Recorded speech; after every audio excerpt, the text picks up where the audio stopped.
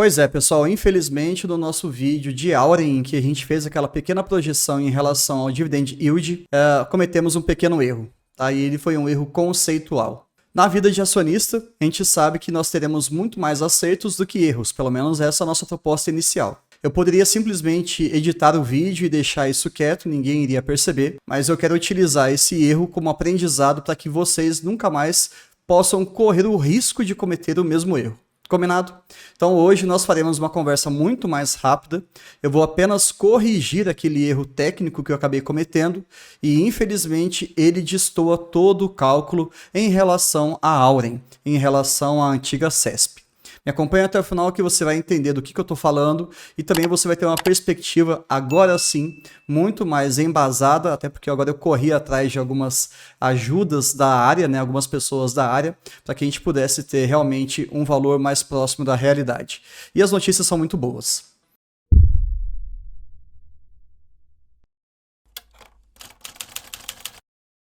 Bom, para começar aqui, é importante a gente entender que a CESP ela foi incorporada à Auren, que hoje é uma grande empresa geradora e comercializadora de energia. No nosso terceiro vídeo, a gente falou bastante aqui sobre ela. Então, o que eu quero entender agora é como é que seria uma visão retrospectiva dos seus balanços para que nós pudéssemos, então, ter algumas noções em relação ao futuro e também ao presente, tirando aqueles eventos não recorrentes.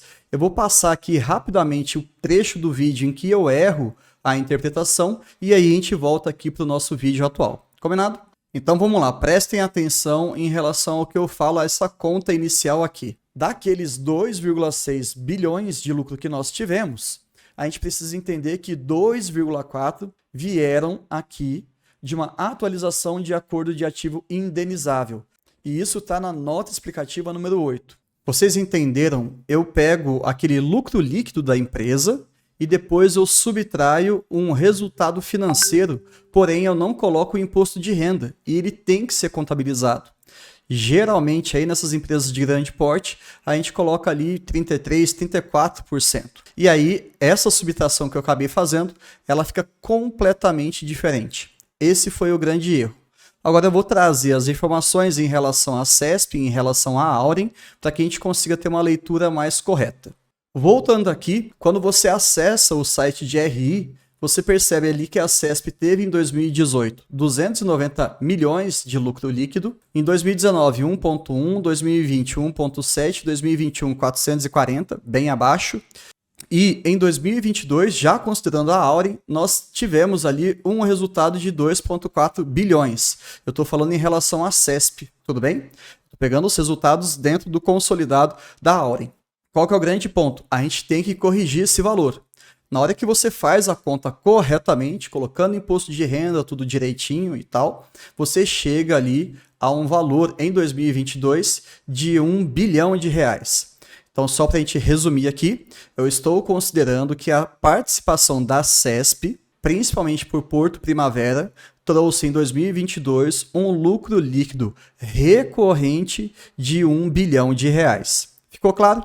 E na hora que você coloca esse histórico de 2018 até 2022, nós chegamos ali numa média de 940 milhões nesse ano. Ao passo que se você incorporar aquele evento não recorrente, que aconteceu no quarto trimestre de 2022 e coloca na conta desse resumo desses últimos 5 anos, o lucro líquido médio seria de 1,2 bilhão. É bem diferente. Então vamos considerar esse valor de 940. Combinado? Está feita a correção e agora vocês vão entender como é que a gente projeta isso para a Auren como um todo. Como a gente acabou de conversar, esse foi o valor responsável, né, da CESP. Só que o quanto que ela representa em termos de garantia física, e se você tiver alguma dúvida em relação a isso, sugiro que você veja o vídeo, né, o terceiro vídeo dessa nossa temporada de Auren, você vai perceber que ela corresponde ali a 55% da garantia física. E em termos de EBITDA, ela representa, pelo menos no primeiro trimestre de 23, que aí já não tem nenhum evento não recorrente, algo próximo ali a 58%. Então 55, 58, guardadas as proporções, porque a gente tem que lembrar que cada usina hidrelétrica, cada fonte de energia, ela tem ali alguns custos gerenciáveis. E isso daí é um assunto muito mais técnico, mas o nosso objetivo aqui é ter uma simplicidade sem que a gente incorra em tantos erros. Fazendo essa conta de 940 milhões no ano, que é a média dos últimos 5 anos, e colocando isso como 55% aproximadamente do resultado de Auren como um todo, a gente chega na seguinte conclusão: podemos esperar aí de uma resultante média dos últimos 5 anos, se ela mantiver a mesma eficiência que ela tem nos ativos da antiga CESP, algo na casa de 1,7 bilhão. Pronto, finalmente agora a gente tem um valor médio para a gente projetar as nossas expectativas para o futuro. E lembrando, todas essas informações eu tirei do site do RI, tanto ali do primeiro trimestre de 2023, quanto dessa planilha interativa, que inclusive ela coloca ali os dividendos históricos de CESP antes de ela ser incorporada, né, antes de ela ser colocada dentro do guarda-chuva da Auren. É bem interessante fuçar esse documento, porque você vai aprender várias questões relacionadas aos seus ativos. Agora vamos fazer uma pequena leitura mais prática agora, do que representa então esse histórico médio de 1,7 bilhão da nossa Auren. Pegando esse valor e considerando o payout, que ele pode oscilar ali de 100% até os 25%, que estão nas leis da SA, você percebe que se a gente for trabalhar com 100%, que é um payout praticamente insustentável, tá? Dependendo do modelo de negócio, não tem como isso ficar durante muito tempo.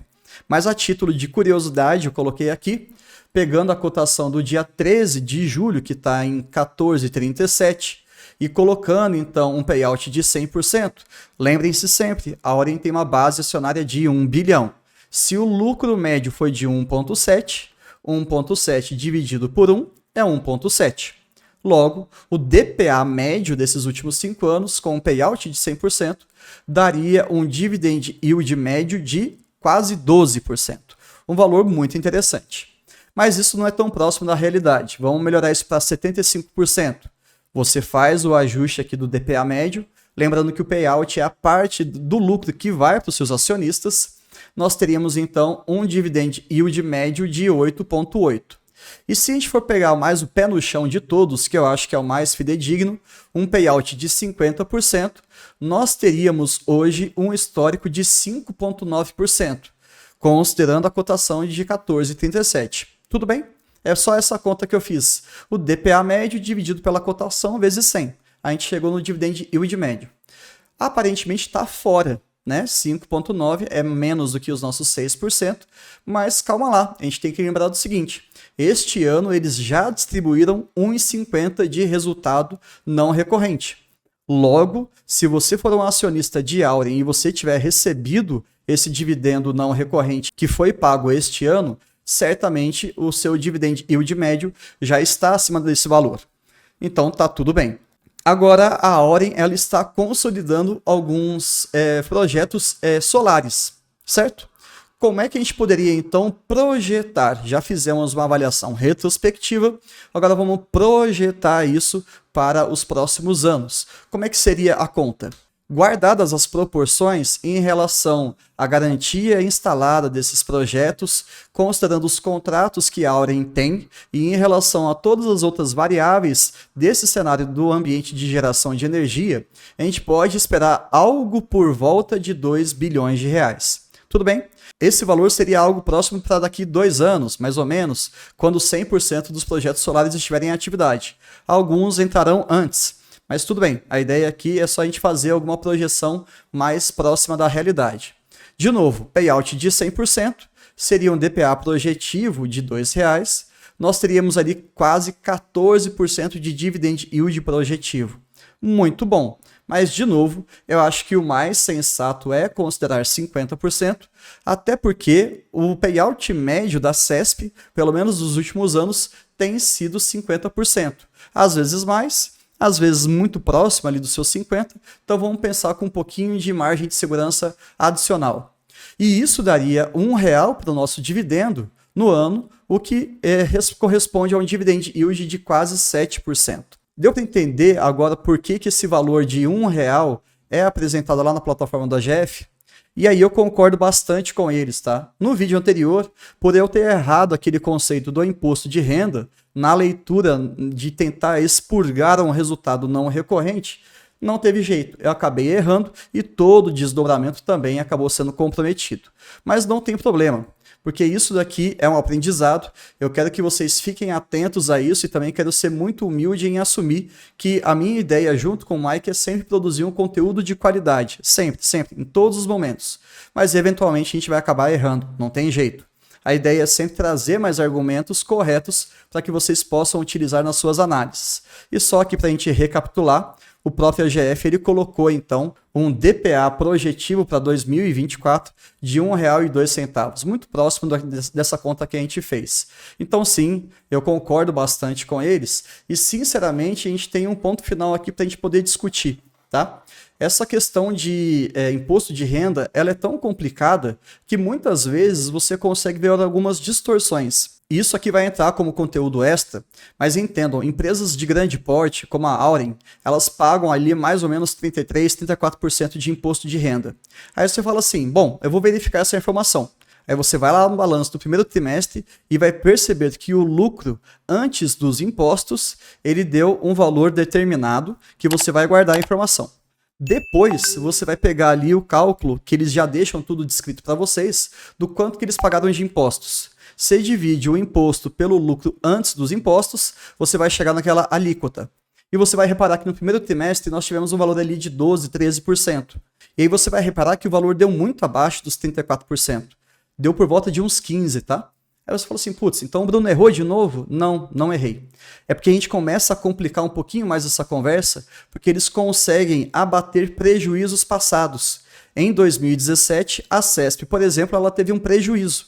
Então, essa questão dos impostos, a empresa consegue manipular esses dados, sempre jogando a favor dela, de modo que ela consiga ir administrando aquilo que ela tem de fôlego ou não em termos de impostos.